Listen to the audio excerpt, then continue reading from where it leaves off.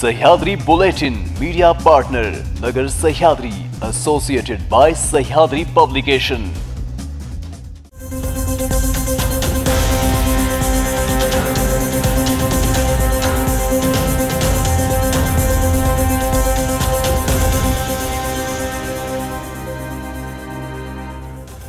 नमस्कार, मी साक्षी न्यूज 24 सह्याद्री मध्ये तुमचं स्वागत। पाहूया राज्यातील महत्त्वपूर्ण बातम्यांचा आढावा सह्याद्री बुलेटिन मध्ये।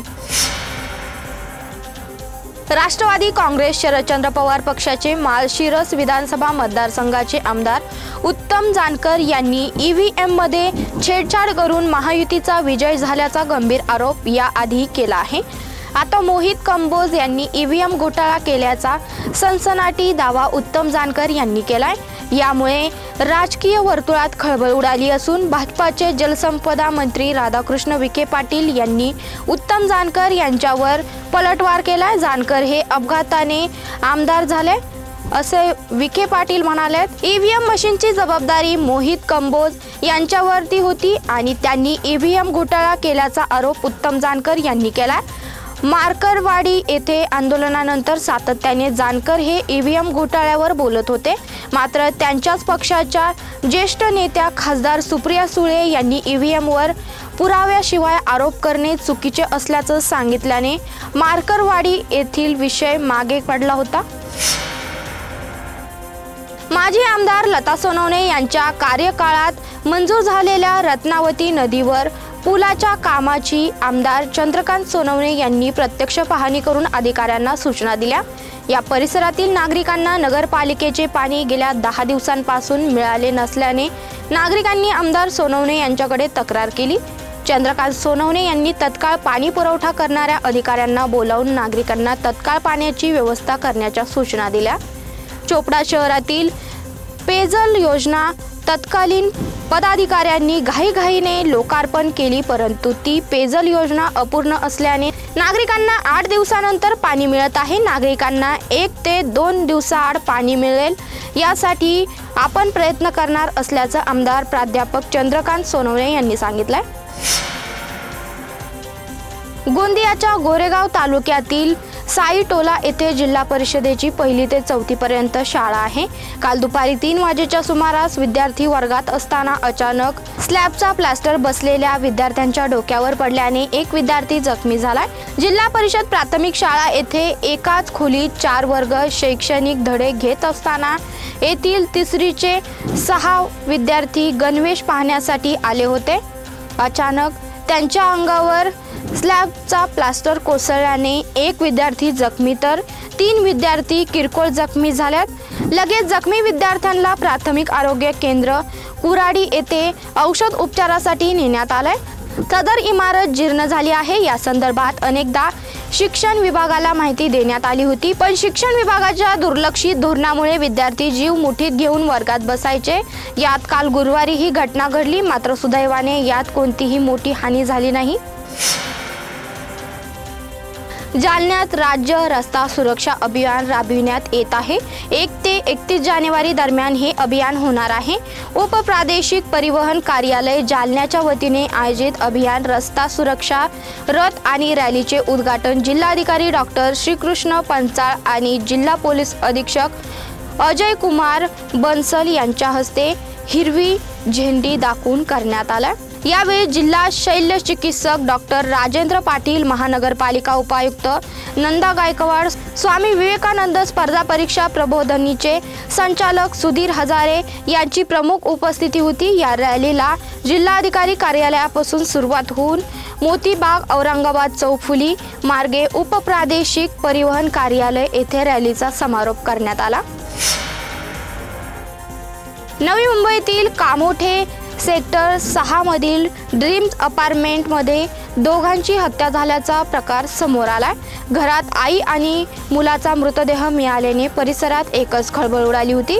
दरम्यान या घटनेचा पोलिसांनी अधिक तपास केला असता 31 डिसेंबरची पार्टी करण्यासाठी घरी आलेल्या 2 मित्रांनीच हत्या केल्याचं समोर आलंय।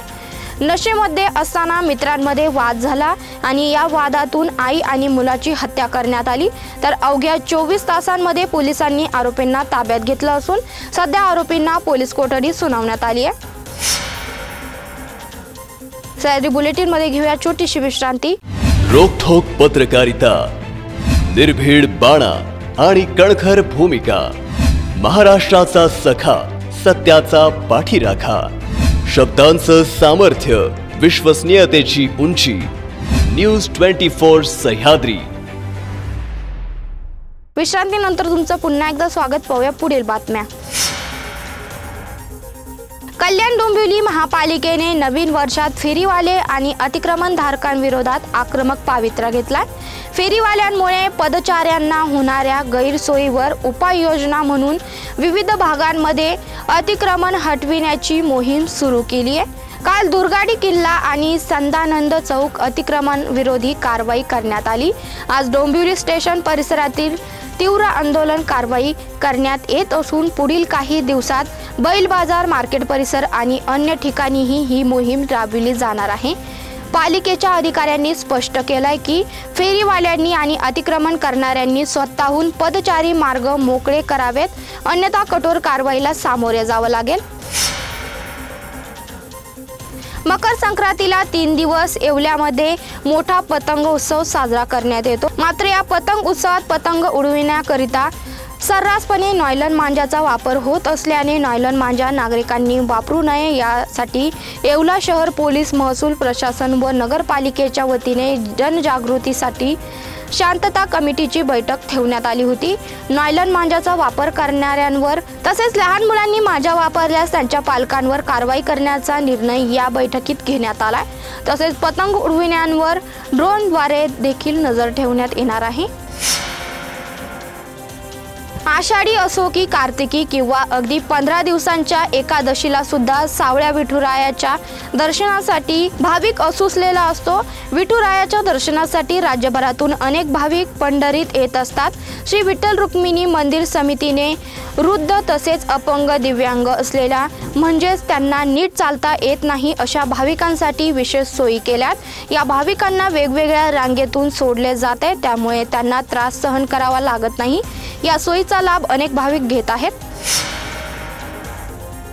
आगामी महापालिका निवडणुकीच्या अनुषंगाने राज्याच्या राजकीय वर्तुळात पुन्हा हालचालींना वेग आलाय। एकीकडे शिवसेना ठाकरे गटाकडून सामनाच्या अग्रलेखातून राज्याचे मुख्यमंत्री देवेंद्र फडणवीसांचं कौतुक करण्यात आलं आहे, तर दुसरीकडे उद्धव ठाकरे गटाला छत्रपती संभाजीनगर जिल्ह्यात मोठा धक्का बसलाय।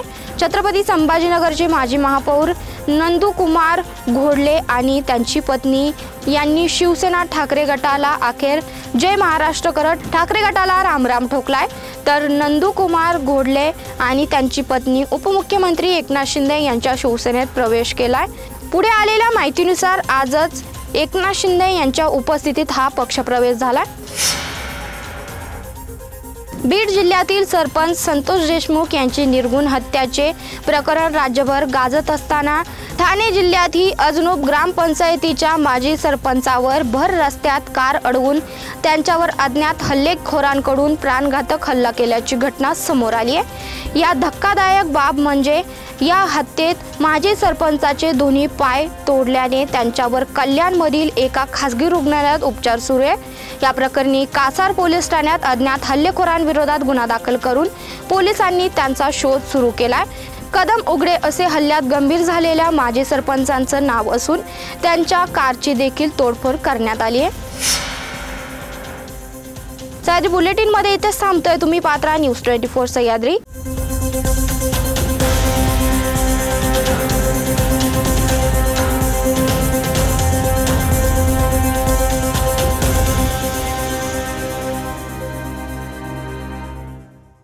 शब्दांचं सामर्थ्य, विश्वसनीयतेची उंची, न्यूज 24 सह्याद्री।